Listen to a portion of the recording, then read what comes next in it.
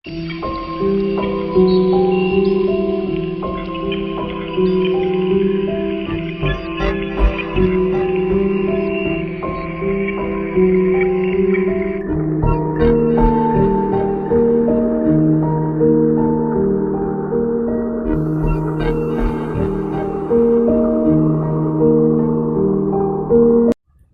balik lagi bareng gue Ali di channel Asokat Story. Di video kali ini gue akan membahas biografi dari seorang sultan yang sangat disegani pada masanya, yaitu Sultan Mehmed II atau Sultan Muhammad Al-Fatih dari Kekaisaran Turki Ottoman atau Kekaisaran Turki Utsmani.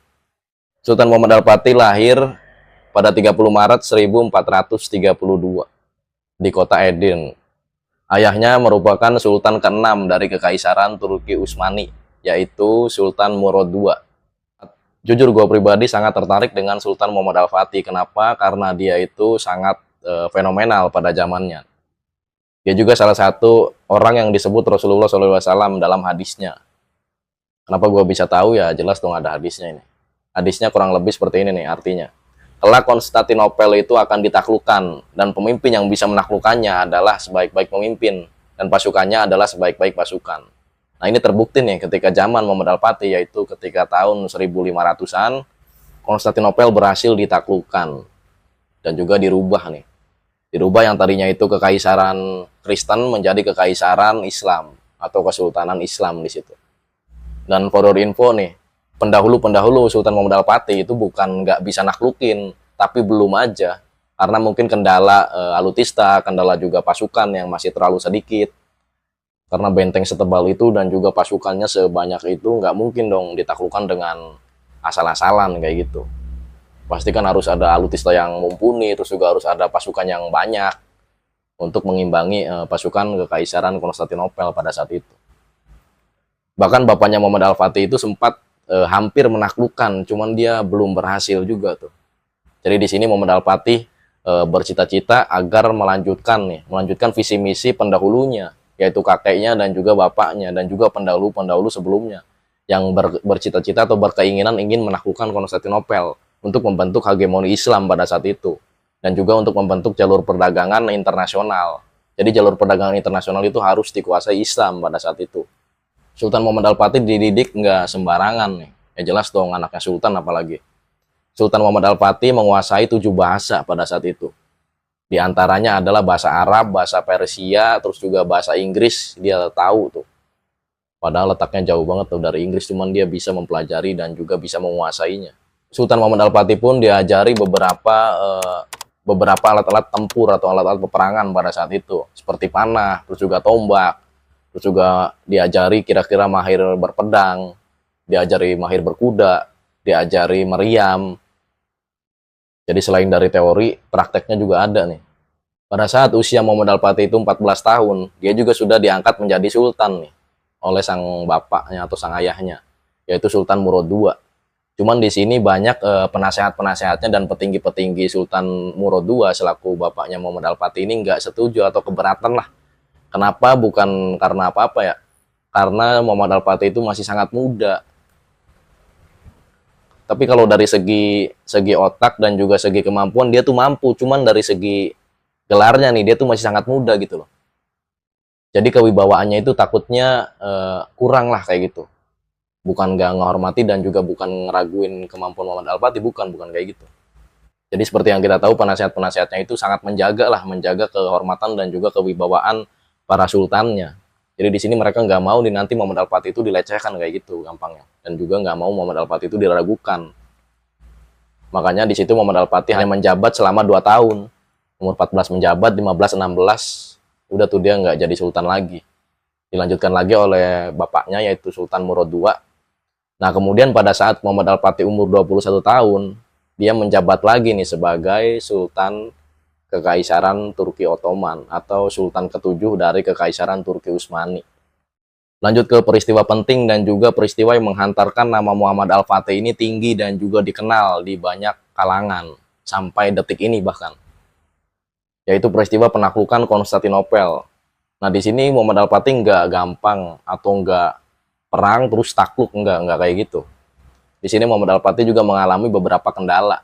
salah satunya adalah medan tempurnya nih. Jadi pada saat itu, Angkatan Laut Muhammad Al-Fatih itu dihadang oleh rantai raksasa milik Kekaisaran Konstantinopel. Jadi Konstantinopel tahu nih, pasukan Muhammad Al-Fatih itu udah siap nih, dengan ratusan ribu pasukan dan juga ratusan ribu kapal lautnya atau kapal layarnya. Jadi mereka berinisiatif untuk menutup jalur lautnya nih, dengan cara membentangkan rantai raksasa, agar kapal layarnya Muhammad Al-Fatih itu nggak bisa masuk ke perairan Konstantinopel kayak gitu. Cuman di sini Sultan Muhammad Al-Fatih nggak kehabisan akal dong.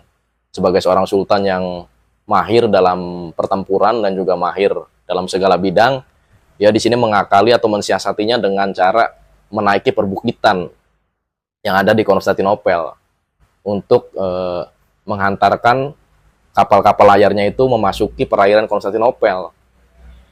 Lu bayangin aja, gila kan? Idenya itu nggak dibaca loh, nggak terbaca, maksud gua nggak terbaca oleh musuh sama sekali. Karena musuh ngiranya lautan udah dirantai, ya udah dia pasti bakalan pesimis gitu loh. Tapi nyatanya enggak. Di sini Muhammad Al-Fatih mensiasatinya dengan membawa puluhan ekor kuda dan juga puluhan ekor sapi untuk menarik dan juga mendorong nih kapal-kapal layarnya. Jadi di situ tuh ada kayu nih, kayu dijajarin, terus di atasnya itu ditaruh kapalnya tuh. Sebelum kapalnya itu ditaruh, di atas kayu-kayu ini nih dilapisi dulu nih minyak dan juga lemak. Agar apa? Agar licin dan juga memudahkan ketika kapal itu ditarik dan juga didorong. Semalaman 80 kapal Muhammad Al-Fatih sudah berlayar di perairan Konstantinopel. Jadi warga Konstantinopel pada kaget tuh, yang tadinya tidur tenang, begitu bangun lah, kok kapal Sultan Muhammad Al-Fatih udah ada di situ, kan heran mereka. Heran sekaligus takut. Kendala kedua adalah meninggalnya pasukan atau unit khusus yang ada di bawah tanah, yang ditugaskan untuk menjebol pondasi-pondasi benteng Konstantinopel. Jadi Muhammad Al-Fatih nggak hanya mengerahkan tentaranya di laut dan juga di darat nih, dia juga mengerahkan unit khusus yang ada di bawah tanah. Nah, pasukan Konstantinopel udah berfirasat nih, wah kayaknya Sultan ini beda nih. Pasti Sultan ini melakukan gerakannya juga atau penyerangannya juga di bawah tanah. Nah mereka, maksud gue golongan Konstantinopel ini mensiasati dengan menaruh bejana atau menaruh kayak gentong kayak gitu kalau zaman sekarang. Gentong di dekat-dekat daerah-daerah tertentu nih. Jadi mereka tuh tahu nih kalau ada orang yang lagi gali di bawahnya, tahu nih gentong ini ngegeter.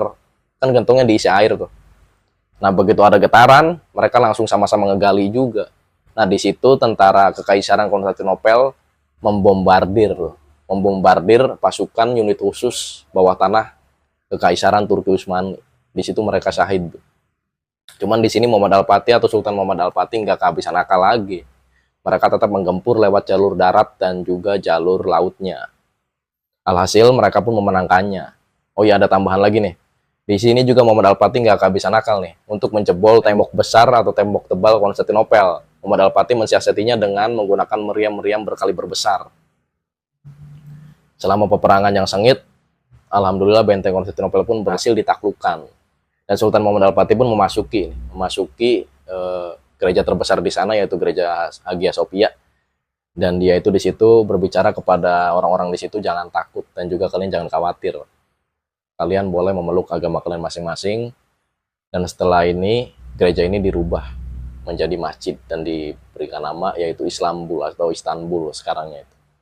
Ketika Sultan Muhammad Al-Fatih berhasil menaklukkan, namanya lebih dikenal lagi tuh oleh kalangan publik dan juga Kekaisaran Turki Utsmani, khususnya Islam nih ya. Nama Islam itu mulai disegani lagi. Karena udah lama kan sebelum Muhammad Al-Fatih itu ada kekaisarannya, Islam itu kayak terpuruk nih. Kan zamannya Rasul kan naik tuh, terus turun lagi, turun, terus zamannya Muhammad Al-Fatih naik lagi. Setelah beberapa ratus tahun Islam itu terpuruk, maksud gua kayak gitu. Banyak sih kekaisaran sebelum Turki Utsmani juga yang namanya itu harum dan juga prestasinya itu tinggi, cuman kan habis itu kan jatuh lagi, turun lagi tuh. Setelah Kekaisaran Konstantinopel itu takluk dan juga perdagangan internasional itu mulai berjalan lagi, di sini hegemoni Islam mulai disegani, mulai ada pengaruh juga nih. Jadi kapal-kapal yang melewati perbatasan atau melewati daerah Konstantinopel, sekarang mereka itu melewatinya nggak segampang dulu, karena sekarang kan udah dikuasai oleh Kesultanan Turki Utsmani. Jadi mereka itu harus membayar beberapa upeti dan juga harus menuruti beberapa persyaratan yang diberikan oleh Kekaisaran Turki Utsmani atau Turki Ottoman. Nah, di sini ada peristiwa lagi nih yang sedikit mencengangkan gua nih. Ketika Sultan Muhammad Al-Fatih itu wafatnya itu dirayakan atau kematiannya itu dirayakan oleh bangsa Barat. Karena mereka itu sangat senang lah seseorang sultan dan seorang kesatria gitu kan, yang udah disegani, yang namanya itu sangat terkenal pada saat itu, bahkan hingga detik ini, meninggal. Jadi otomatis bangsa Barat itu mikir nih, wah kayaknya kesultanan ini atau kerajaan ini mulai agak redup juga nih prestasinya. Padahal pemikiran itu salah. Terbukti ketika keturunan Sultan Muhammad Al-Fatih, yaitu salah satunya yang bernama Sultan Sulaiman Al-Qanuni, berhasil menaklukkan Jerman atau yang dulunya itu Kekaisaran Hungaria. Padahal jaraknya jauh kan, tentaranya juga nggak kalah hebatnya itu tentara Hungaria pada saat itu. Di barat sana itu ketika Sultan Muhammad Al-Fatih wafat atau meninggal, dibilangnya itu beritanya, maksud gue berita publiknya itu adalah elang jantan mati kayak gitu. Setelah Muhammad Al-Fatih wafat, tahtanya itu digantikan oleh anaknya yang bernama Sultan Bayazid II. Buat kalian yang ingin menambahkan, silahkan tambahkan di kolom komentar di bawah. Dan buat lu yang suka dengan video gue, pasti udah klik tombol subscribe dan logo bel yang ada di sampingnya gue Ali. Kita ketemu di video berikutnya. Terima kasih.